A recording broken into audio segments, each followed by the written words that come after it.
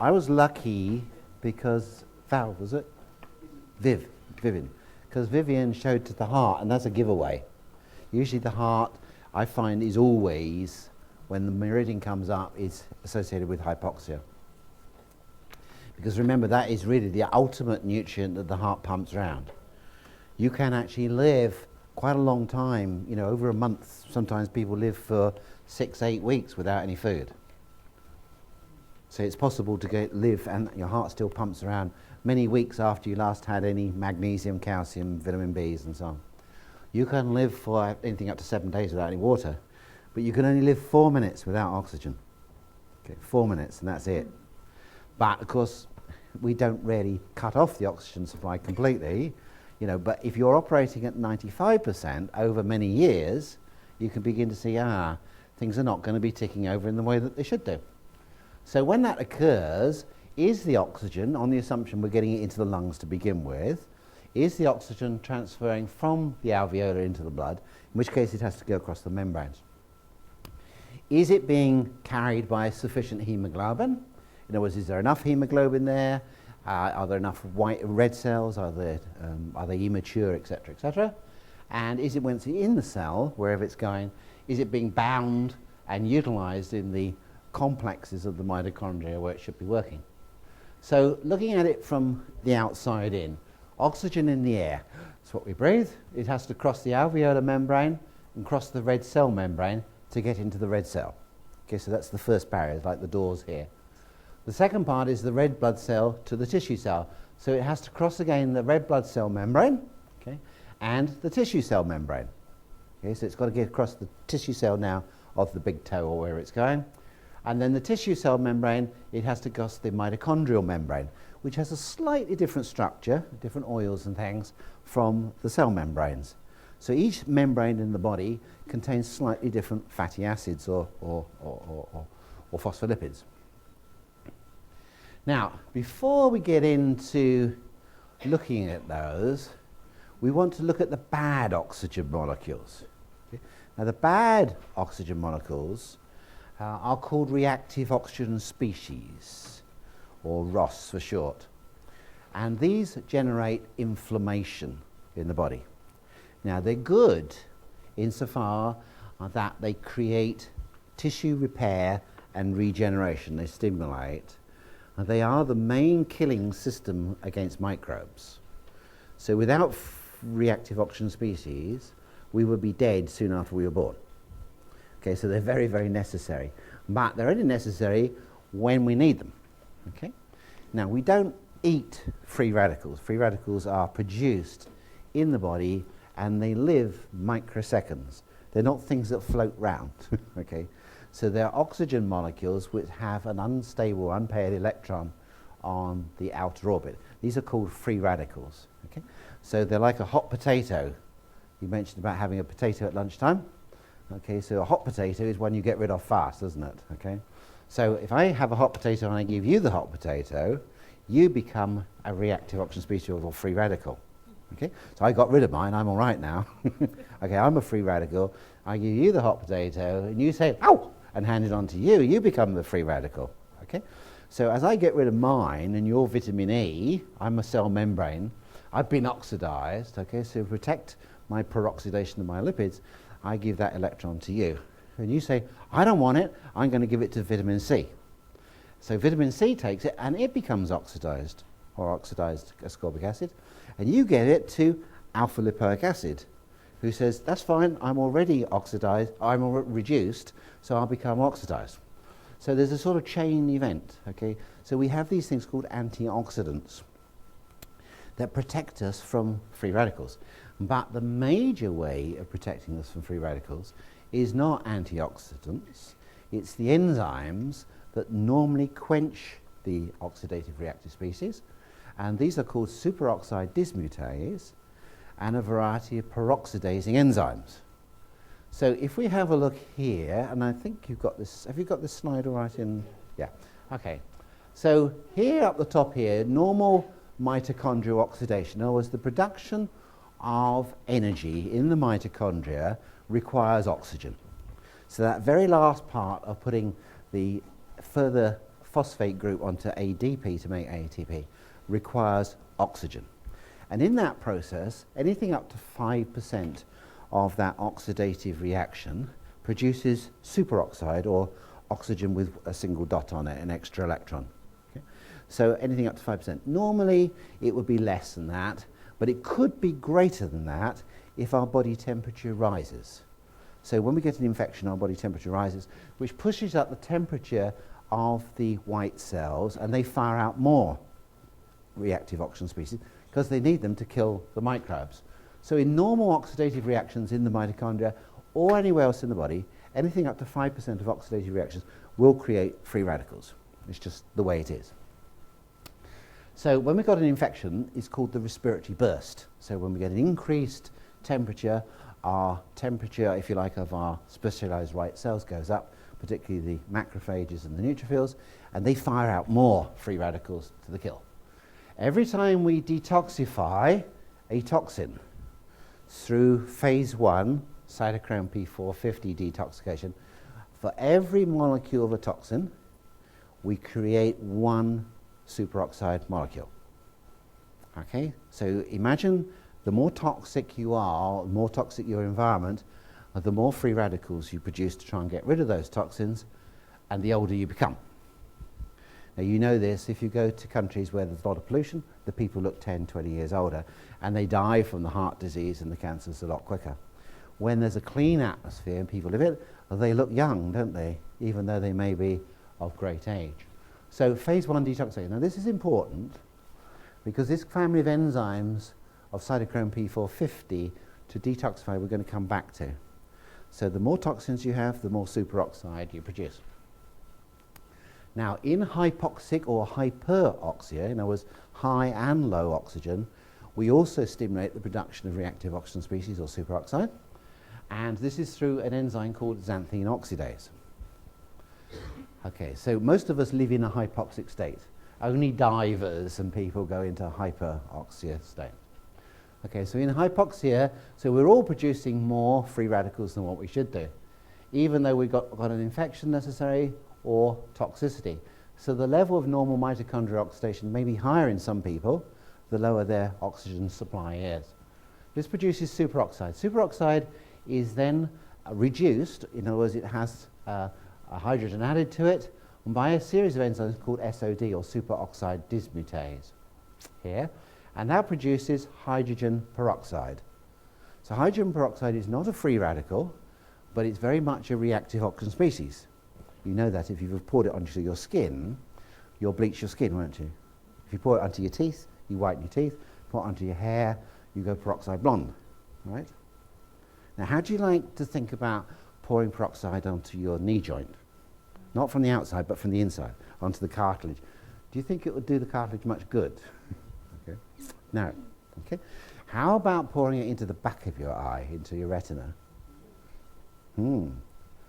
Like that? Okay. So the very idea of producing these reactive oxygen species in delicate tissues in the body, and you can't get much more delicate than the eye, okay, would seem, oh my goodness. But I'm going to demonstrate to you later on that most of you are actually doing this. Most of you who wear glasses are already doing this, okay, because you've already got visual problems, okay? You're damaging the ability to be able to accommodate whether you're short-sighted or long-sighted. But if you've got glaucoma, macular degeneration, cataracts, you're already pouring in the peroxide, usually is the damaging one in the back of your eye. Okay, hydrogen peroxide. Hydrogen peroxide is great because we then reduce this by, generally the favoured enzyme is called catalase here, to make water and molecular oxygen. So we've added electron atom. When we add 4 electrons to oxygen, we create oxygen and H2O, or water, as the end result here. Now, this is fine, but hydrogen peroxide can also go on to make hypochlorite or hypobromite iodide through an enzyme called myeloperoxidase, which is present in the neutrophils, or the non-specific immune system, to kill off certain microbes. Okay, so all these are good. There's nothing wrong with these. They're good when they're needed. Okay? So the favoured enzyme here is catalase, could be glutathione peroxidase and other peroxidases. Now, these peroxidases and catalases are very important to remember as is myeloperoxidase, because you realise why this is in the map. Okay?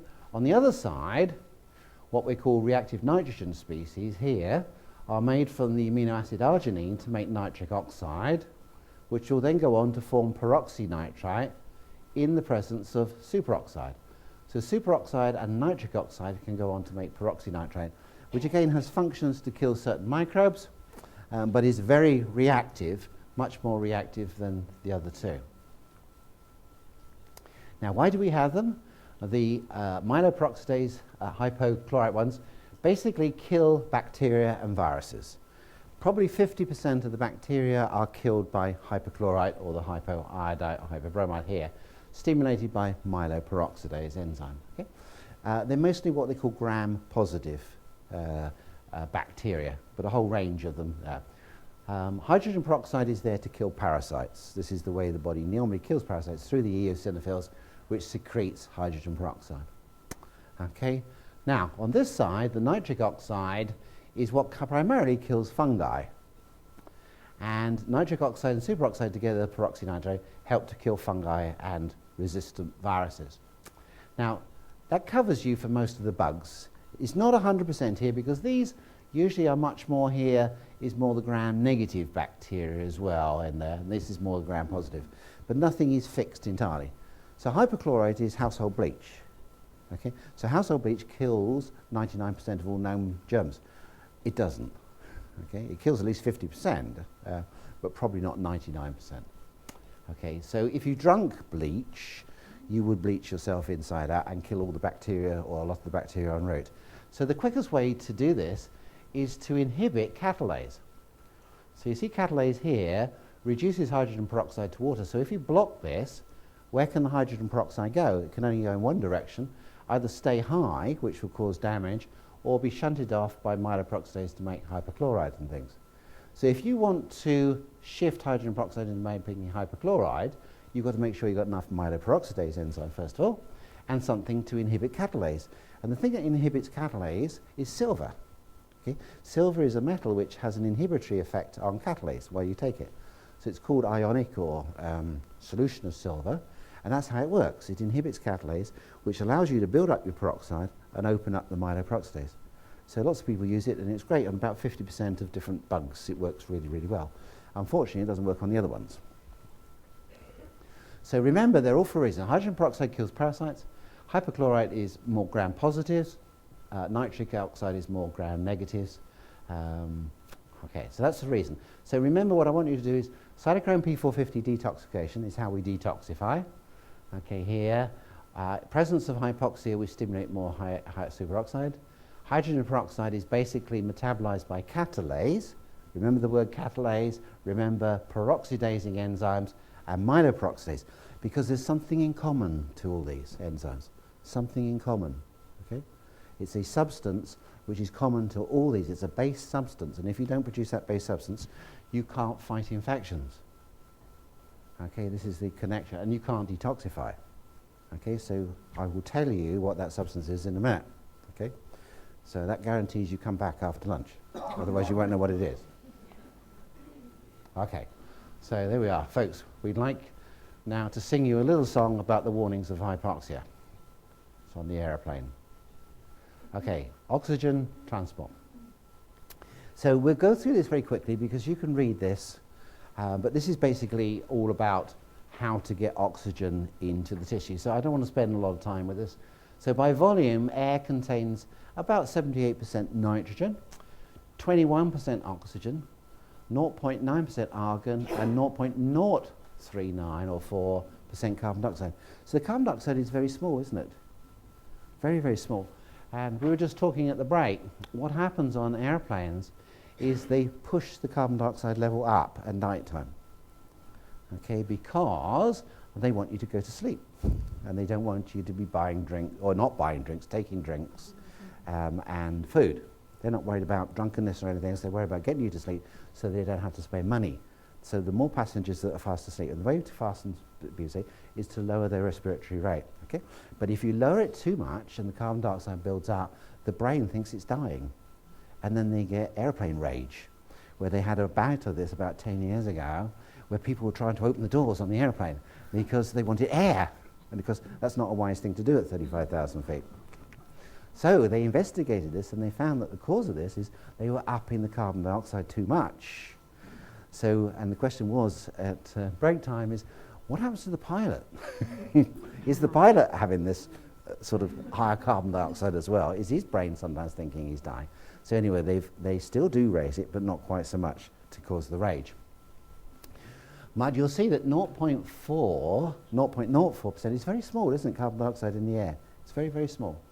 Air also contains a varying amount of water vapour. At sea level, the partial pressure of oxygen in the lungs at 21% of the atmosphere is 760 millimetres of mercury. Right? You've all got if you've got a barometer, you know the standard air pressure is 760. All right? Okay, you've all seen that on the news, you know, on the weather forecast. Okay, that means that at 21% of that, the pressure of oxygen in the air is 160 millimetres of mercury. So it's 21% of 760. We all right? Okay. Simple math there is 1/5 of it. Okay. So therefore, this is the pressure of oxygen in the lungs. Okay. So we're starting off with that amount of oxygen. By diffusion, remember, has to be pumped around to the rest of the body. At 16,000 feet, that would be lower than base camp of Everest that I was talking to you about, with atmospheric pressure of 400 nanometers instead of 6 millimeters, instead of 760, the partial pressure of oxygen is only 82. So it's half the amount. Okay, so as you go up the mountain, you're getting less oxygen because there's less oxygen in the air, therefore your partial pressure. Therefore, you can't pump as much oxygen around to your tissues. And which tissues need more oxygen than other ones? The brain, okay, and the muscles. So you get really tired. I could never understand why these people couldn't make the last 100 feet at Everest. You know, you see them, 100 feet, they got all day to climb 100 feet, you know, the last bit of Everest, and they can't do it. Because they cannot put one foot in front of another unless they've got oxygen cylinders. And you think, of course you can. But of course you can't. There's no way. Because the muscles and the brain, they start having delusions and all sorts of things.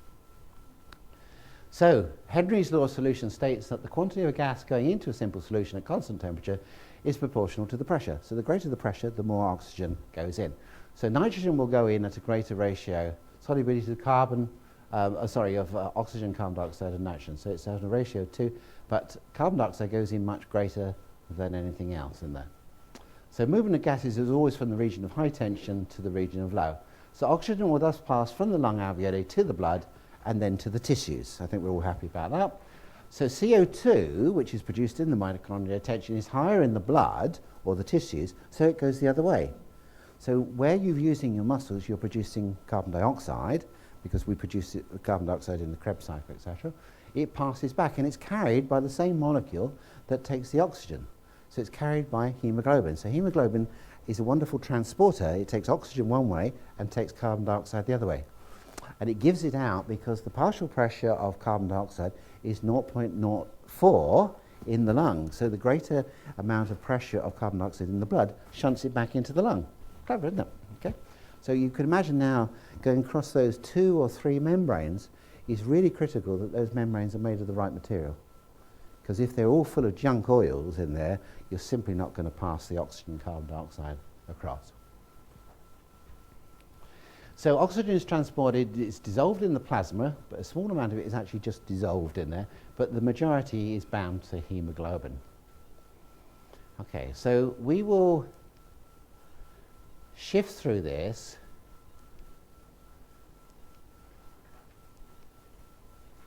That just shows the partial pressures again. It's a picture of the partial pressures of carbon dioxide and oxygen going the different ways. Let's have a look at the mechanics, quickly, the mechanics of breathing. We know that when we take a breath in and out, inspiration, expiration, the amount of air that we transfer, nu, is only about 400 milliliters. So our total amount of air in our lungs on inspiration is about 3.5 litres or 3,400, and when we breathe out, we've still got 3,000 milliliters in there. So the actual difference in shallow breathing is very small. Okay? So all this, in other words, is the resting respiratory level. So you've got a lot of air in there which never really moves around very much. When we force the air out, we go down to about 1500 there, but we still have 1500 in there. It's almost impossible to empty the lungs completely of everything. Forced inspiration followed by forced expiration. So we take a really deep breath, and if you're really fit and you've got good elasticity in your lungs, you could get it up to 5 litres in there and pump it right out, and you'd have 1.5 litres of the residual volume. So this would be your real good vital capacity. So vital capacity meters, you work from full inspiration to full expiration. Now the lung tissues are elastic, they're like a balloon. So as they breathe in and stretch and stretch and stretch, they will collapse the other way. So lung capacity is very much a reflection of the tissue, the compound called elastin. So elastin is like collagen. Collagen gives the shape to the tissues and the glue that holds us together, but it's elastin which gives the recoil. So the lung tissues are very rich in elastin, and elastin is regulated in the body by one particular hormone, which is called progesterone. So with progesterone, as people age and the progesterone level goes back down, the elastin goes down, and so you don't get the recoil in the skin in the way that you should do, or the way that you used to. Okay. So tidal volume, therefore, in resting is 400 ml. Only 250 ml of this air reaches the alveolar. The last 150 remains in the bronchial tubes and is called dead space.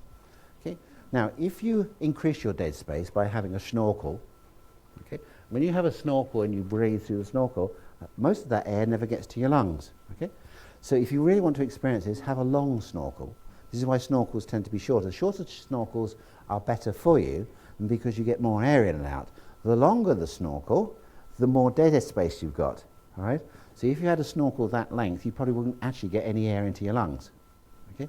So the shorter snorkel is easier to actually breathe with, but of course you get the water in it much quicker. Okay? So this is called dead space. So out of that 400, we're lucky when we get 250 mil. So we're getting less and less and less now, unless we get a forced inspiration and expiration. Now to breathe in, we need to depress the diaphragm, which you're all aware of is a muscle, and contract the intercostal muscles. And basically, expiration is just relaxing them. Okay? So expiration is more of a passive, although we can bring about some intercostal muscles, but generally it's relaxation of the diaphragm and relaxation of the intercostal muscles. So forced inspiration, forced expiration. So therefore, mechanical problems of the spine, of the nerves involved with the breathing, manubrial sternal joint, rib cage, etc., can cause restrictions. So I treat it through the years lots of asthmatics, lots of cystic fibrosis cases. You can help really immensely by just stretching all their lungs and working on the soft tissues. So cranium is important, cervical, thoracic, diaphragm, manubrial sternal, sternoclavicularis, acromioclavicularis, ribs and lumbar spine. So virtually anything ultimately can cause restriction on vital capacity. Okay, so let's look now at oxygen getting into the blood. As we said, oxygen has to get in through the alveolar sacs, these little like balloon objects, structures in the end of the lung tubes. And we can see here we've got the main pulmonary artery coming in, supplying blood, and the capillaries taking the air in and out, the carbon dioxide out of the blood and the oxygen going in to the vein here to take it back to the heart. So, as we said, the alveoli contain a lot of collagen, but particularly elastin. There's various 3 types of cells in the alveolar. These include the macrophages, which are there to help against infections such as bacteria, because we're always breathing in bugs all day, and therefore we need to have some immune cells in the alveolar all the time. We have like a mucus there to allow us to breathe comfortably. If you can't breathe comfortably, you get a lot of pain in there, and that pulmonary surfactant, as it's called, or lubricant to the surface, is a phospholipid and protein mix. So we went through those. So plasma membranes consist of both lipids and proteins. Now, we're going to talk a little bit about phospholipids during the day, and because I want you to recognize what their structures are. because they're an important part of getting the oxygen across into the tissues. We know that the phospholipid is a bilayer. In other words, there's two layers. It's like two layers of cling film come together. In the case of the plasma membranes, these compartments are the inside and the outside of the cell. So plasma membranes of human cells contain four major phospholipids. Phosphatidylcholine, that's the most abundant one generally, and you hear about this one a lot, phosphatidylcholine. Phosphatidylethanolamine, now that is a good long word to get on a test file. Okay. Phosphatidylserine, everybody thinks, oh, that's rich in the liver, isn't it, and it's rich in the brain. It is, and it's the one that shows up a lot when people got memory problems, but it's not the most abundant one in the body. It's the most abundant one after phosphatidylcholine, and sphingolomyelins, which together account for more than 50% of the lipids of most of the membranes. Okay? So here we see the phospholipid. So we have a head, that's the phospho bit, and attached to that will be your choline or your inositol, etc. And then we have two tails. Okay? So you see this tail here and this tail here. This tail is straight, and this tail is kinked. See, it's got a bulge or a kink on it. Okay?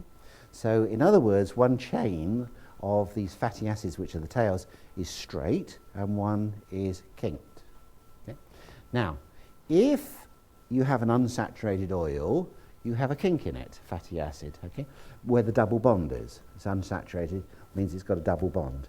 If it's got two double bonds, it's a double unsaturated oil, and if it's got three or more, it's called a polyunsaturated. So it would have a series of double bonds. So some oils, like oleic acid, have a single one, so they're mono oils, or polyunsaturated would have lots of double bonds. Okay? So one of these phospholipids, or tails, so the best way to imagine phospholipids is a tadpole with two tails instead of one. One tail is straight, and the other one has a kink in it. And if it's got one kink in it, it's a monounsaturated, and if it's got many kinks in it, it's a polyunsaturated, right? So the difference between a saturate and an unsaturated, or one tail is a saturated, doesn't have any kinks in it at all, is it has a higher melting point. So most saturated oils are solid at body temperature, right? Or room temperature, if you like, so they tend to be hardened, okay? Some of them are too hard, okay? But generally, saturated fats are solid, and unsaturated fats are more oily or liquid, okay? Now, when you heat that oil, okay, the oil, the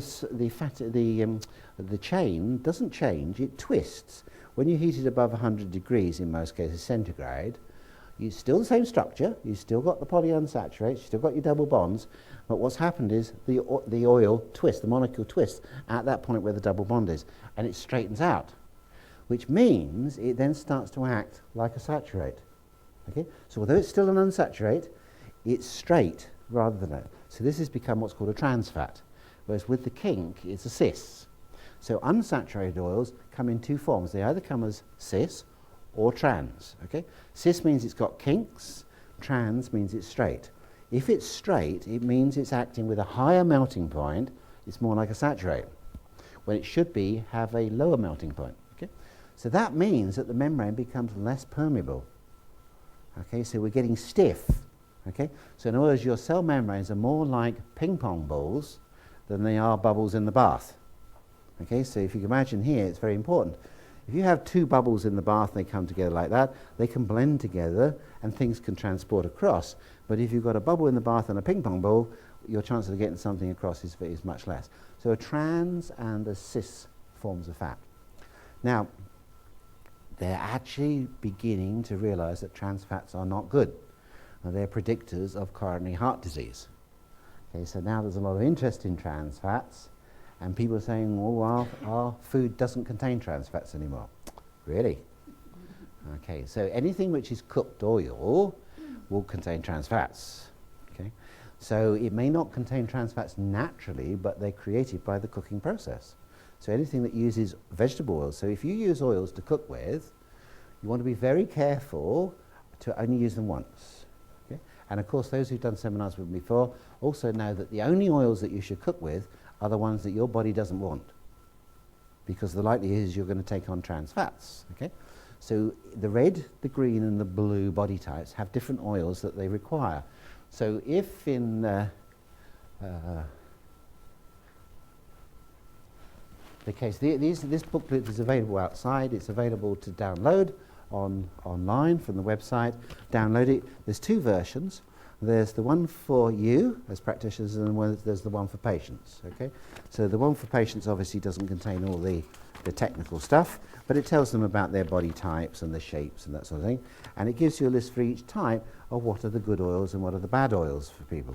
But you need to obviously take your good oils, but you don't want to cook with those.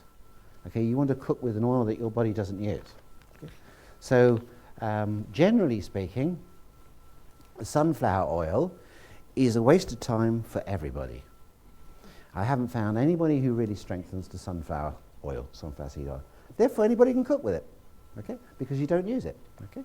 Olive oil, all the red people need olive oil, oleic acids and things. They can have olive oil. It's lovely, but they mustn't cook with it. Okay, so you see, get the idea. You use the oils that your body doesn't take up, because you don't want to take up trans fats, otherwise it'll make you hardened. Okay, so that's the important thing here. Now, why do we have the kink? The kink is to lower the temperature of the oil and make it more fluid, which allows it much more, the membrane, to be more permeable to oxygen and nutrients to get in and out of the cell. Okay? Now, some cells can take up 2 unsaturates. They don't have a saturate. And this is the nervous system. The nervous system will take up 2 unsaturates. And very frequently one of those is arachidonic acid, and the other one is usually DHA or other long-chain fatty acids like that. So in the nervous system is very fluidy, the membrane's there, because we need a lot of nutrients to get into the nerve and a lot of oxygen and a lot of toxins to get out. So the nervous system is much more vulnerable to oxidative damage, because there's more unsaturated oils which can go rancid much quicker. Okay? Now, the most highly specialized area in the body is the back of the eye. And the back of the eye, the retina, or the screen, is made of DHA in both phospholipid tails. DHA has 6 double bonds in it, which makes it very subject to going rancid. This is why DHA is a type of oil which you don't want to really have loose, okay, because it's got so many double bonds it would oxidize very quickly. This is why they always put it into capsules, because at least it stops the air from getting in there, and usually those capsules are darkened to stop the light from getting in. So if you do have a patient who shows the DHA, you use a capsule form of it, don't use a liquid, because the chances are the liquid's probably gone off, it's gone oxidized or rancid before you can even get it in a capsule. I suspect that most of the stuff in the capsule is rancid because it's so vulnerable to oxidation. So therefore the back of the eye is one of the places you see oxidative reactions in the body first. The second areas which have double DHAs is the adrenal glands and the gonads. So the testicles and the ovaries. And this is why the delicacies, when you go to the restaurant, should be you want the eyes, you want the balls, and you want the adrenals. Okay? These are the delicacies. If you go to traditional societies, they take those foods first. Right? Now, where else would you grab? The heart. Okay? Take the heart out as well and eat the heart. Now, why? Because the heart is rich in cardiolipin, which is a phospholipid which is rich in your heart muscle, and it's the richest phospholipid in the mitochondria. So it helps us to get oxygen and nutrients into the mitochondria. It's also the richest organ in the body for coenzyme Q10. Okay? But who eats heart these days? We don't eat. Oh, you do. Okay, good. Most people don't eat offal anymore, do they? And particularly unless you can, you've got to get it organic. But, you know, offal, goodness. Okay. Okay, that's right.